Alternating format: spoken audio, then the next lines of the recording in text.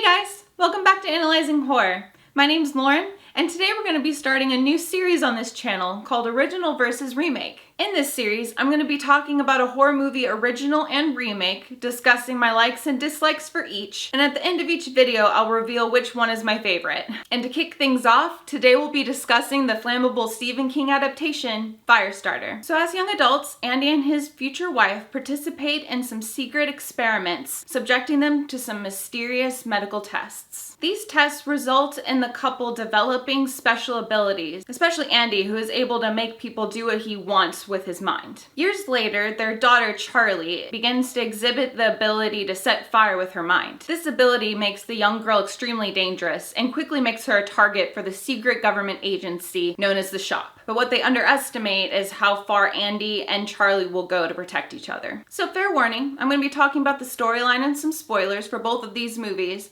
So if you haven't seen them yet, make sure to pause, go watch the movies, and then come back afterwards. Alright, so let's start by talking about the 1984 original and what I liked about it. First off, I absolutely loved the structure of the storyline. When I first watched this, I thought the storyline was going to be very similar to Carrie, but I really loved that I was wrong. I love how it's quickly established that Charlie is fully aware of her powers, like from the very beginning. And I also thought it was interesting how both of her parents had powers too. I thought that was a really interesting aspect as well. I also really love how we hit the ground running, like in the very opening scene, like we're already on the run from the shop with Charlie and Andy, and I just really love how the movie like drops you straight into the story like that. I really love the on the run aspect of the first half of the movie, but I have to say my favorite is the second half of the movie once they've been caught and brought to the secret government facility. I thought Martin Sheen was great as Captain Hollister. Like, I didn't trust the secret government agency already, but I really didn't trust Captain Hollister.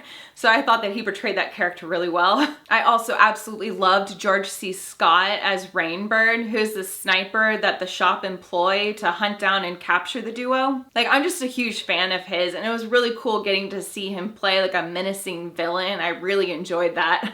It's a funny story. I was actually introduced to George C. Scott through my dad's love for the movie A Christmas Carol. We would watch it every holiday season as I grew up, and I just ended up falling in love with the way George delivered his lines as well as his charming wheezy cackle. Like, every time I watch a movie that he's in, I'm always like, do the cackle, George, do the cackle. And then he does the cackle, and then I just beam from ear to ear.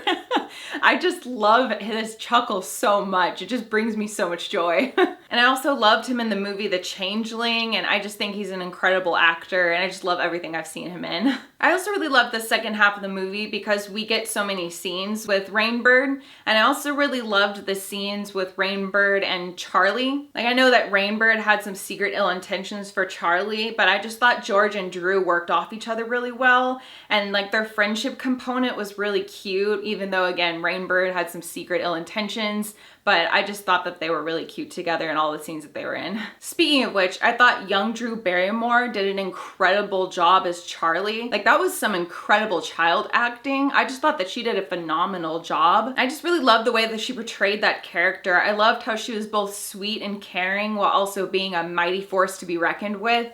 And I just really loved that duality with her character. I also thought David Keith did a great job as Andy. I love how protective of a father he was, and I also just really loved how hard he fought to protect Charlie throughout the movie. I also absolutely loved Irv and that entire section of the movie that we got with him. I thought that Art Carney did a great job portraying him. I think my favorite line of his was whenever the secret agency tracked down Andy and Charlie at Irv's house, and the agency was trying to tell Irv that they don't need a warrant to be on his property.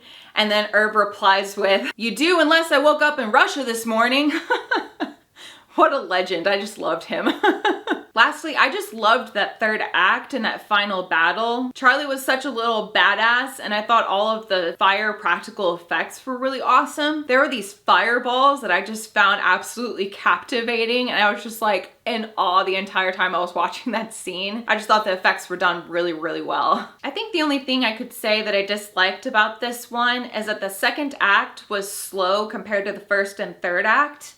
However, it was very heavy in character development, and we also got Irv out of it. So personally, it's just a very minor criticism. All right, so let's move on to the new 2022 remake and what I liked about it. First off, one of the only reasons that this movie was on my radar in the first place was that Zac Efron was starring in it. I've always enjoyed him as an actor, especially in his comedic roles, and I just thought it was really cool getting to see him in a horror movie. I think outside of him portraying Ted Bundy in that 2019 Netflix movie, I don't believe he's been in anything like horror or true crime related.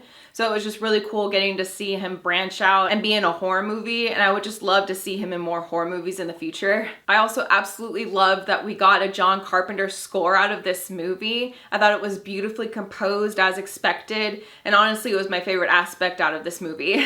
Unfortunately, that's where the positives end for me on this one. I don't want to be overly critical, but I was significantly unimpressed with the several changes that they made in the remake. So for example, they significantly changed the structure of the storyline in this one.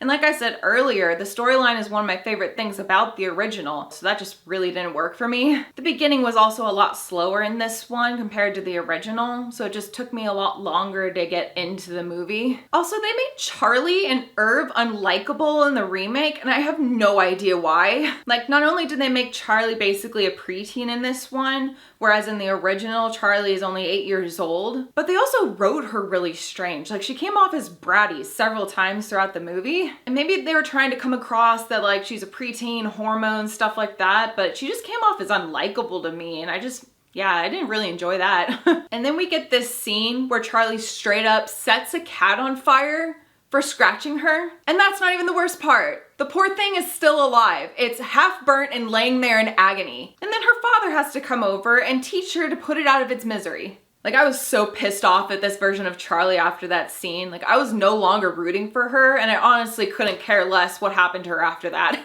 Like, I just felt like that scene was so incredibly unnecessary. And in addition, it just made Charlie come off as incredibly cold-blooded and extremely fire-happy. Like, in the original, Charlie doesn't want to use her powers. Like, she'll use them to defend her and her dad, but she doesn't want to hurt people. Like, she wants to be good. But in the remake, this version of Charlie is just like fire over here, fire over there, fire everywhere. And yeah, again, it just made her come off incredibly heartless and unlikable, and I just was completely put off by her character after that scene. Also, as I mentioned earlier, they made Irv unlikable as well. He went from being a sweet older man with some great lines in the original to this angry, bumbling drunk with a dark secret in the remake. And I just have no idea why they did that. And I just don't know why the remake felt the need to ruin these two great characters. Like, I get how remakes don't want to like copy and paste from the original. They want things to be a little bit different so it feels like a new movie. Like, I get that. But just changing two characters up for no benefit? Like, I don't understand. Like, they're just unlikable, and it brought nothing to the characters or the experience. If anything, it took away. And I was really put off by all of that. Lastly, I personally found the final battle to be underwhelming compared to the original. And also that ending with Rainbird made no sense to me. Like, honestly, it felt like a betrayal to the dynamic between Rainbird and Charlie in the original. And I just did not like that, and it made no sense to me. And it was also really abrupt, and I did not enjoy that. So as you can probably guess, I strongly prefer the original over the remake. I just really thought that the storyline was so much more organized compared to the remake. And I also thought that the performances and characters were way better. And in my opinion, I just thought the original was a stronger movie as a whole. All that being said though, I by no means am trying to say that this is a bad movie, you shouldn't like it, you shouldn't go see it. I would never want to discourage anyone from going and seeing a movie and making their mind up on their own. Like, everyone's taste is different, and just because the remake isn't my cup of tea doesn't mean it can't be yours. And I personally believe everyone's opinion, at least when it comes to film, is valid. So what did you think about these movies? Do you have a favorite one over the other? Or are they about even for you? I'd love to hear your thoughts in the comments. Also, this is just a reminder that I'm also on Twitter, Instagram, and Letterboxd. So if you're interested in following me on those, the links are in my description box below. And as always, make sure to like and subscribe so Black Phillip knows you'd like to live deliciously. Thanks so much for watching, guys, and I'll see you again very soon in the next video. Bye!